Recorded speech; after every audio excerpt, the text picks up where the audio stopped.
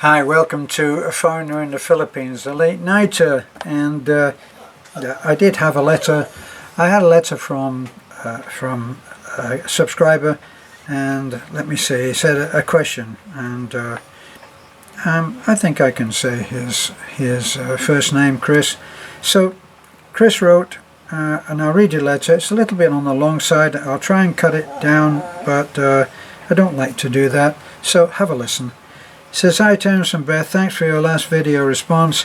Can you post a video discussing about dealing with Filipino family members who don't work in the Philippines and demand financial support from their sister who is married to the foreigner?" Well, guess who we're talking about? Yes, of course, we're talking about Chris.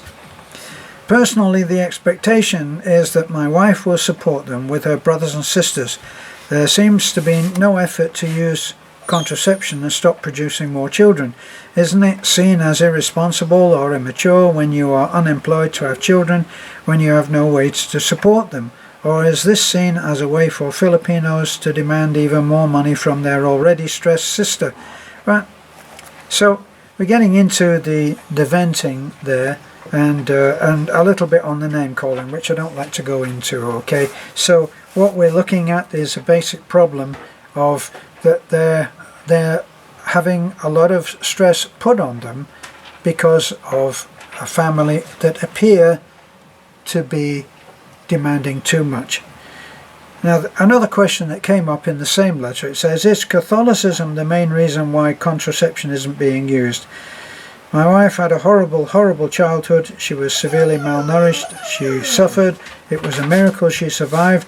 Not all of her siblings did.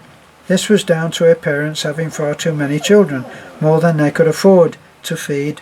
So irresponsible." Well, it's very judgmental, yes, but the point is that what we're talking about is an absolutely totally different culture, and the culture in the Philippines is, of course, predominantly Roman Catholic, and they are against contraception, and so there are a lot of children. I used to personally think, before I ever came to the Philippines, before I was ever connected to the Philippines, I used to think that it was if you encouraged a man to have a lot of children, then it was easier to control him. It was easier to threaten a man with a lot of children, isn't it? That's for sure. And it's funny, I remember when something that does confirm this, an experience of my own, I like to try to draw from experiences which I've had in my own life, which might shed some light on the way that I think right now, and the way that you may possibly choose to think, whoever you are, whatever your problem is. And as when I worked for a while. I went to live on a 6-month visa, and I went to live in Brisbane in Australia, which I loved, by the way.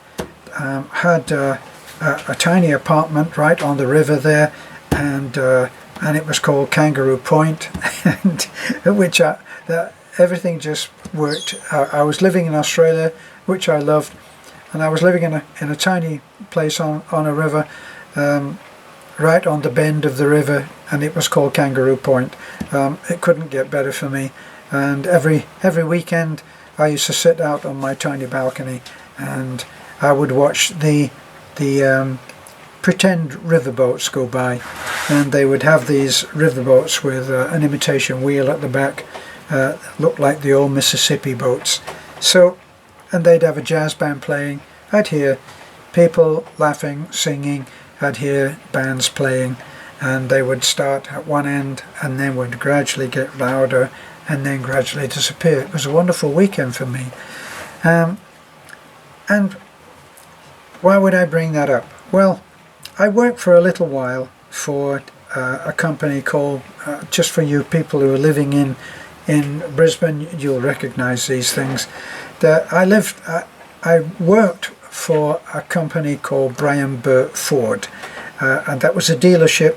They had many different places, many different sites for their cars, at different points, and they sold quality used cars, and I really believe that they were good quality, and they had people there who detailed them absolutely perfectly.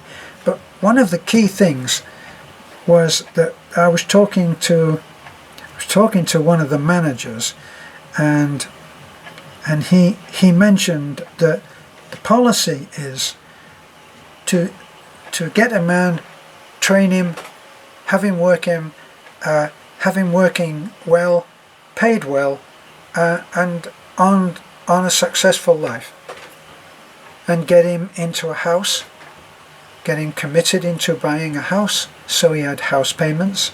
So I'm not quite sure about how generous they were being, or philanthropic, but they would like to get him into a house so that he was committed to payments, and into a car which he would have to make payments on, and encourage him to have children, because a man with a house payments and a car payment and children is more likely to think twice about flitting from one job to another. So there's a lot of wisdom in that. Now, as far as, is that what motivates the Catholic religion? Of course I would not dream of saying that that is so. But at one time I would have said that.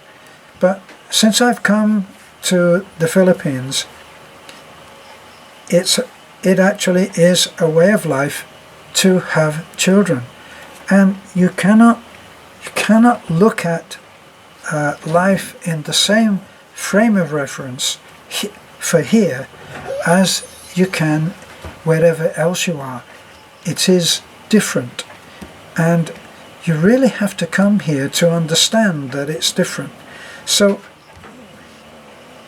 that's the second part of the question. Is that the Catholic religion which doesn't believe in contraception? Well, no, it doesn't believe in contraception. It believes in natural contraception, which is gauging which part of the month you're in relative to the woman's menstrual cycle, and abstaining in those extremely fertile times when you're likely to be conceiving a child. And there are people who are very skilled at that, who only have 2 or maybe 3 children. The rest, as you've seen in some of our videos, have, well, in the case of Beth's family, Nanai had 10 children. So she didn't think anything of that, and she enjoys all of her children that she can see that have not moved away, and she enjoys all of her grandchildren. Children are viewed in a much different way. For instance, when Beth and I go out, we wouldn't dream of going just the 2 of us. We always take 2 or 3 children with us, even though that obviously costs more money. If we go out and we eat, we're eating for well, at least for 4, possibly 5, and so it might give you an idea that this man who is writing to me now, of the difference in the view.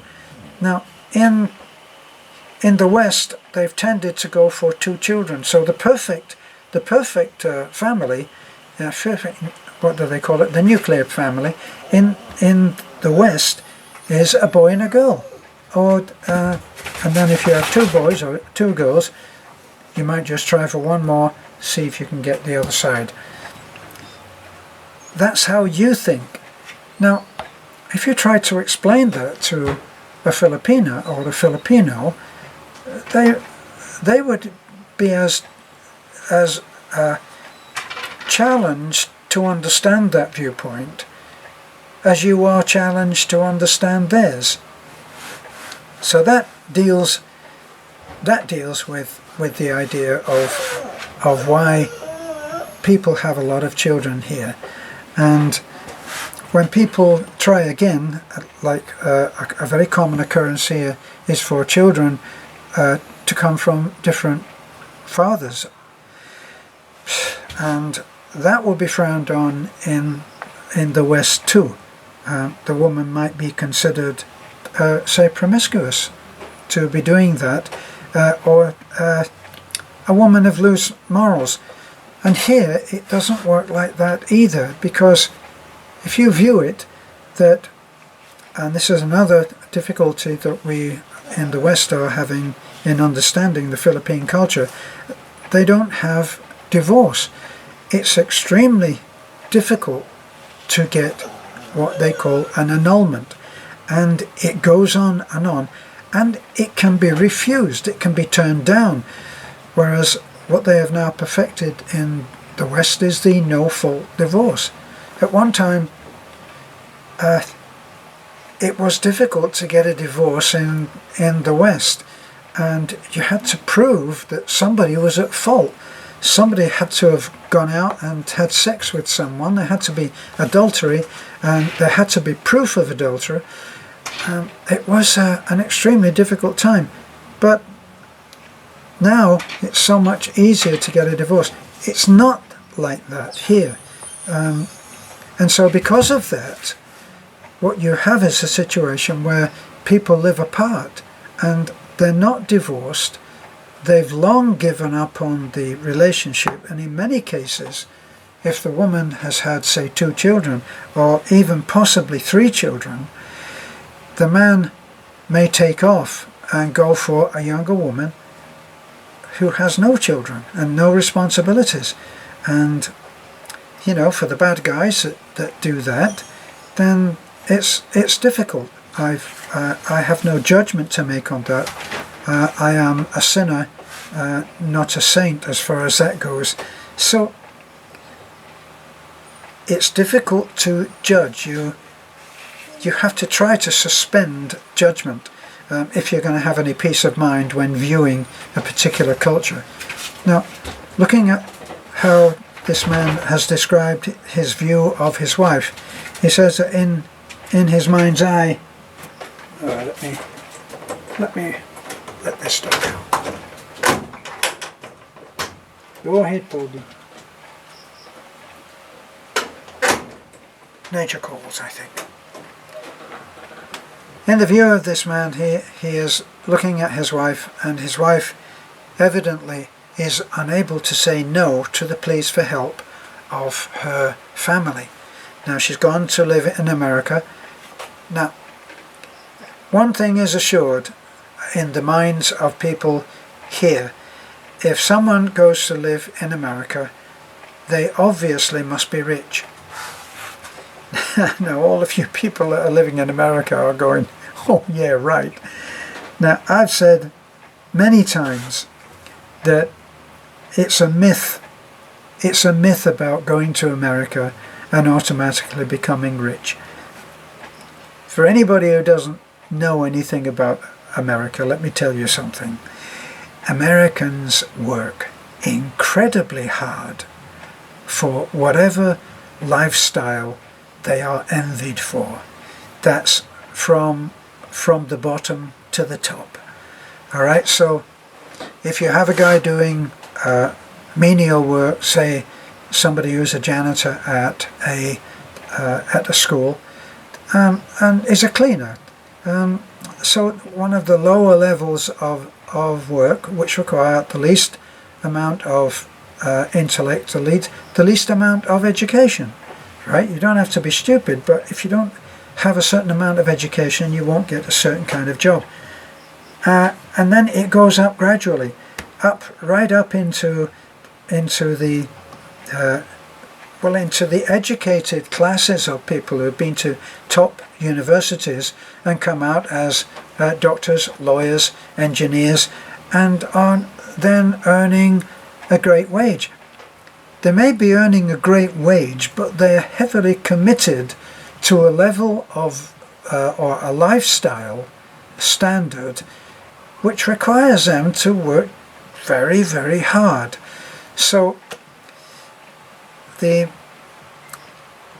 people that are left behind and live here and are viewing this distant Shangri-La called America, where everybody just gets money given to them.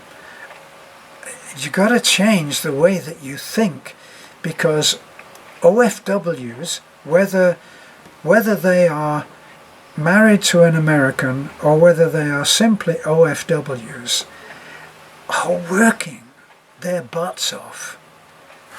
And the money that they send home is hard won. Believe me, the taxes are high. We've been into, rather than talk about whether someone can exist on $1,500 in the Philippines, it's a much more challenging job to show how someone can live on the same money in America. Believe me, because over there you will be paying thousands. Let's keep it, go to America, let's travel to America and talk about American life and economy, and still keep it in pesos. You would be making a colossal amount of money that you will be paying over for even an apartment. An apartment you can be paying for a modest 1 or 2 bedroom apartment in some parts of California anyway, $1,500. $1,500. I don't have a calculator and I don't know what that is in pesos, so I already left my idea behind. It's a lot of money for a car, and everything is hooked in.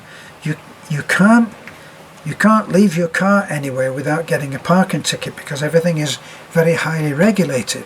So you get a parking ticket. If you don't pay that parking ticket, there's a penalty. So everything has penalties. Your credit card, if it goes over the amount that you're allowed, or if you fail to pay on the time that you pay, or you don't pay at least the minimum payment, all of these things carry a penalty, and they all mount up in a terrifyingly fast way. So, in some places, if you are late on your rent, there's a penalty, and you have to pay extra. Now, here they do it kind of reverse. If you go in and you buy a car on finance, what they do is they say, if you pay it by such and such a date, instead of by the final date, we'll give you a $200 or 200 peso refund or discount. I'm not quite sure how they work that out, but that's what they say. Well, in America, certainly you will be up for a penalty, and if you don't pay that parking fine, you're in for a penalty. And if you don't get round and pick up your car quickly, if it's been towed, it's a penalty, and the penalties increase as they go. So this is really for the people who have not written this letter but are almost being the subject of this letter. It's not the easy place that you think. It really isn't.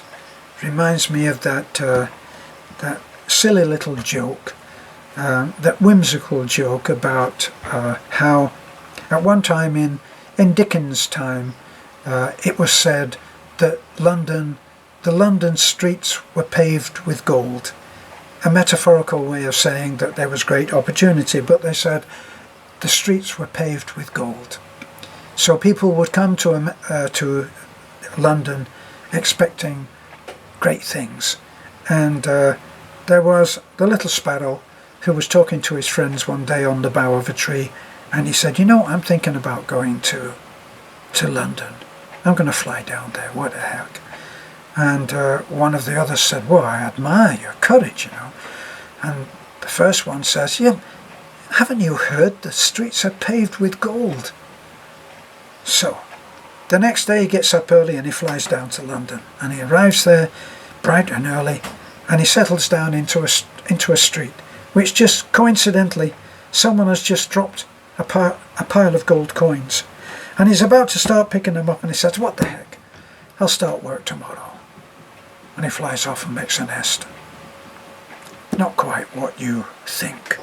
So, You're going to have to learn to say no, and you're going to have to do it without going and collapsing into guilt because you have not been able to meet the standards of the people back home who simply don't understand. So here's what I suggest, a little exercise. You go into the bathroom every day and you stand in front of the mirror and you look at yourself in the mirror and you say, no, no, no, no, no, no, no, no, no, no. And when you get enough practice in, you'll be able to use that. Maybe it'll help. Or maybe not. I don't know. Bye for now. This is a foreigner in the Philippines. Good luck.